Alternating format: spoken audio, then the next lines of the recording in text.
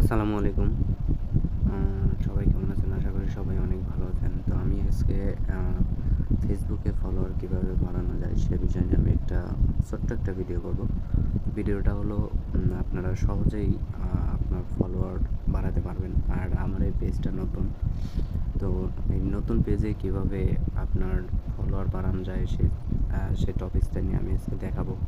তো প্রথমে চলে যাবেন হলো আপনার ফেসবুকে যদি আপনার বিজনেস সুইট যদি থাকে সেই বিজনেস সুইটে যাবেন। তো বিজনেস সুইটে যাওয়ার পরে এটা আমার নতুন পেজ 159টায় তো নতুন কাজ শুরু করছি আর কি।